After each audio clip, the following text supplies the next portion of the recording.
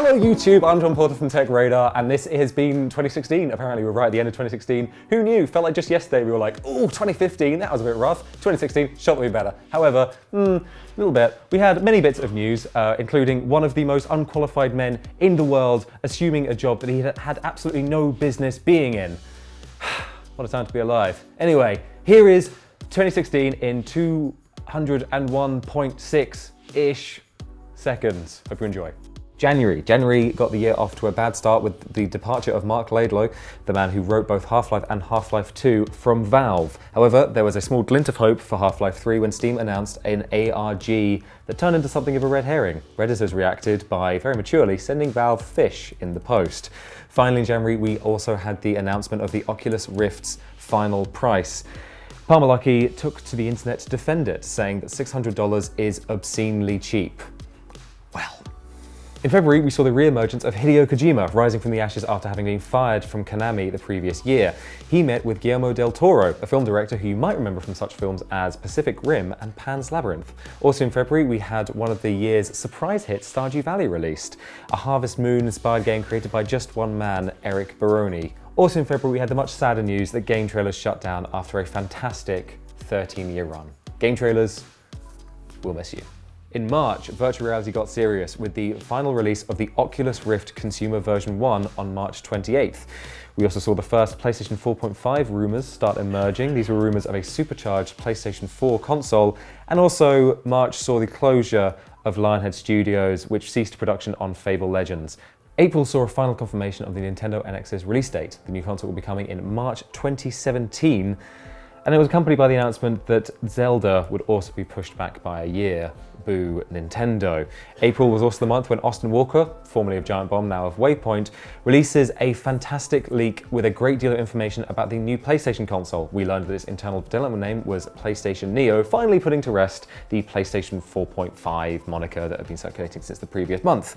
Also in April, we had the release of the second virtual reality headset of the year, the HTC Vive, which, though just beaten to the pit by Rift, came out on April 5th. May was a little bit of a quieter month. We had Infinite Warfare's first trailer become the most disliked gaming trailer on YouTube ever.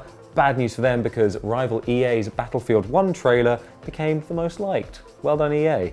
Also in May, we had the first of Nvidia's Pascal GPUs released. That was the GTX 1080, which went on to crush benchmarks across the board. And also in May, we had the release of Overwatch, which would go on to win multiple Game of the Year awards and would get the MOBA first-person shooter crown. Now, in June, not that much happened. Only, E3, Nintendo focused on Zelda.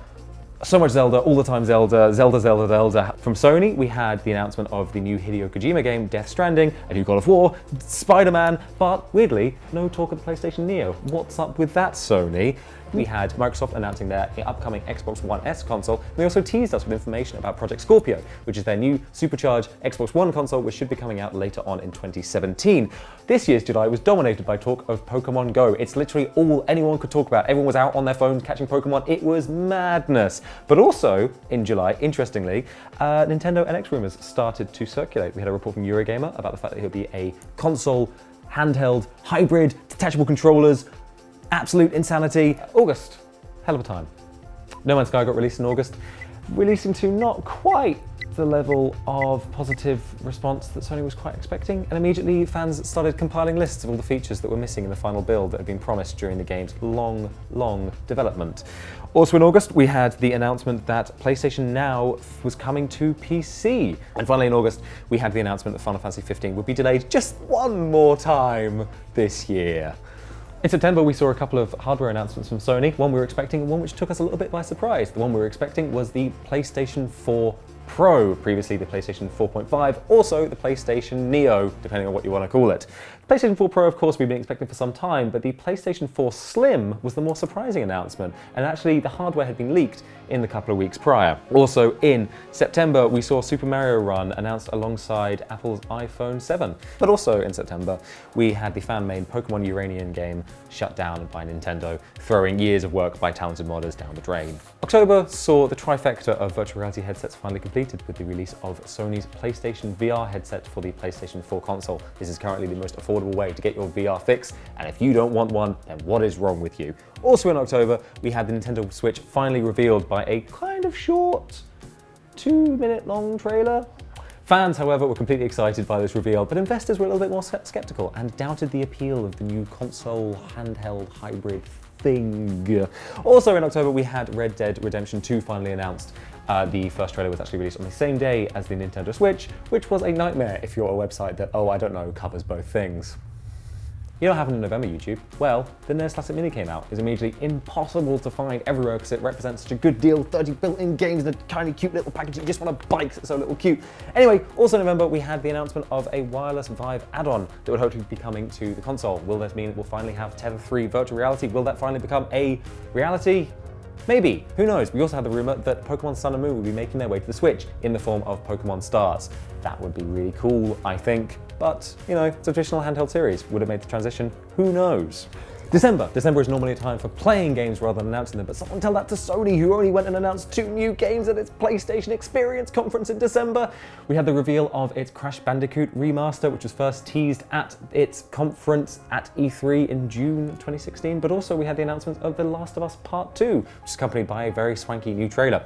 Also in December, we had the long-awaited release of The Last Guardian, a game that's been in development for 10 years, and I think many people thought had been in development hell and maybe wouldn't turn out being that great. However, these hopes were dashed. It was actually quite good, and I think everyone enjoyed playing it. Finally, December, we had the release of Super Mario Run, which I'm literally playing right now. How'd you like focusing on that, Sam? Huh? Focus on the phone, focus on me, focus on the phone, focus on me. So that's been 2016 in gaming. Quite an interesting year for many, many reasons. Quite a difficult year for many, many reasons, but thankfully, in terms of gaming, we've actually had quite a good one. I think we can all agree.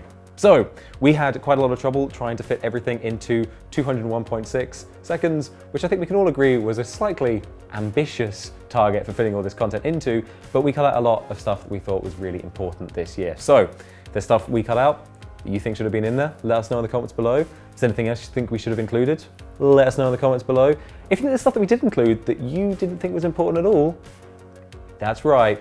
Let us know in the comments below. Give us a like if you like this video, subscribe to us if you want more rambling nonsense from me, and I'll probably see you soon around, I don't know, I'm on the train sometimes, so if you just see me on the train, just go like, hey, and then I'll probably like not, because if people point at me on the train, I don't react well to that. Anyway, see you next time, YouTube. I've been Jon Porter, this has been Tech Radar, you've been awesome, farewell.